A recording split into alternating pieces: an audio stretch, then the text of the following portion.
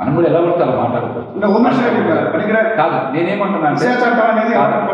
నేనేమంటున్నా మరింత చట్టంలో లోపాలంటే మరింతగా నువ్వు సవరించి దాన్ని ప్రజలకు ఉపయోగపడేలా చెయ్యి. పార్టీల మధ్య ఉన్న వైరానికి ప్రజలు బలి కావద్దు. పార్టీల మధ్య వైరం ఉండొచ్చు, ఆధిపత్య పోరు ఉండొచ్చు, ఎవరో ఒకళ్ళు అధికారంలో రానుకోరు, కానీ ప్రజలు ఎందుకు బాధితులు కావాలి? ప్రజలు ఎందుకు సఫరింగ్ కావాలి? ప్రజలు ఎందుకు ఇబ్బందులు పడాలి? చట్టంలో మార్పులు కావాలంటే మరింత బలంగా అమలు అయ్యేలాగా చూడాలి. కానీ అది కరెక్ట్ కానీ ఇది కరెక్ట్ కానీ మీరే కదా జడ్పీ స్కూల్కి వెళ్ళి ఆధునికంగా బాగా ఉన్నాయి, ప్రైవేట్ స్కూల్స్లో పోటీ పడేలాగా ఉన్నాయని మీరే కితాబ్ ఇచ్చారు కదా. ఇంకా మెరుగ్గా ఎలా చేయాలి?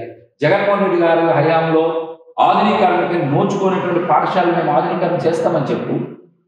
అయితే బైజూస్ని పెద్ద ఎత్తున డిజిటల్ ట్యాబ్లెట్లు ఇస్తే తెలుగుదేశం పార్టీ వ్యతిరేకించింది. అట్లా కాదు, పేదరికం విజ్ఞానం నేర్చుకోవడానికి కానీ వాళ్ళు మరింత సమర్థవంతంగా విద్యార్థులు తయారవడానికి ఉపయోగపడేలాగా ట్యాబ్స్తో పాటు ఇంకేమన్నా వాళ్ళకి ఉపయోగపడేలాగా సౌకర్యాలు కల్పిస్తామని చెప్పాలి. కానీ అదేంటి వైసీపీ చేసింది కానీ మేం చెయ్యం అని జనసేన వాళ్ళు అనడం అది కరెక్ట్ కాదు.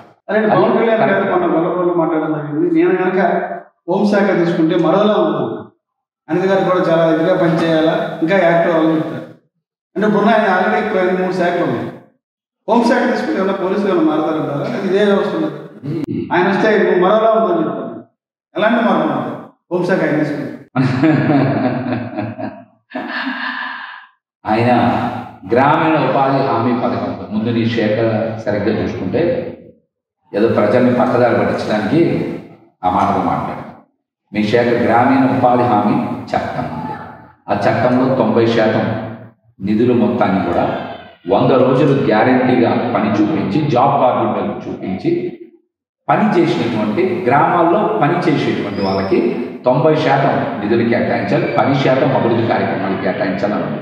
బీజేపీ పార్టీ ఆ చట్టాన్ని మార్చి 60% ఈ ఉపాధి హామీ పథకం కింద ఇవ్వండి, 40% డెవలప్మెంట్ ఖర్చు పెట్టండి. దాని మీద మీరు ఎందుకు మాట్లాడదాం? జాబ్ కార్డుల్ని తగ్గించుకుంటూ వచ్చారు గ్రామాల్లో, దాని గురించి ఎందుకు మాట్లాడదాం? ఈ చట్టం పెట్టడానికి ప్రధానమైన కారణం ఏంటి? గ్రామాల్లో వలసలు నిరోధించడానికి పెట్టారు ఈ చట్టం. మీరేం చేస్తున్నారు? ఇప్పుడు 100 పని దినాలు గ్యారంటీగా ఉండాలి, అది కూడా మాన్యువల్ వర్కే చెయ్యాలి అని ఉంది కదా.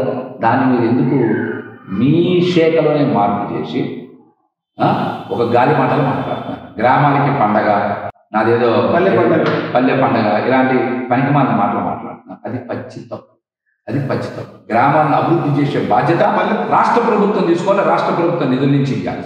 కానీ ఉపాధి హామీ పథకం పేరే ఉపాధి హామీ పథకం. ఉపాధిని నువ్వు తీసేస్తే ఎవరికి హామీ ఇస్తావు? రైతులకి, రైతు కూలీలకి, అక్కడ పనిచేసుకునే వాళ్ళ యొక్క ఉపాధిని తీసేసి నువ్వు కాంట్రాక్టర్లకి, పెట్టుబడిదారులకి ఉపాధి కల్పించి రైతులకి, రైతు కూలీలకి, కౌలు రైతులకి ఉపాధి తీసేస్తే ఎట్లా? ఫస్ట్ మీరు తీసుకున్న శాఖలోనే పెద్ద లోపం ఉంది. నిధుల దారి మళ్లింపు పవన్ కళ్యాణ్ గారి శాఖలోనే ఎక్కువ జరిగింది. మీకు అది కూడా చెప్తున్నా. అందరి మీద మీరు బోధ చల్లే మాటలు చెప్తున్నారు కదా. అందుకని నిన్న నేను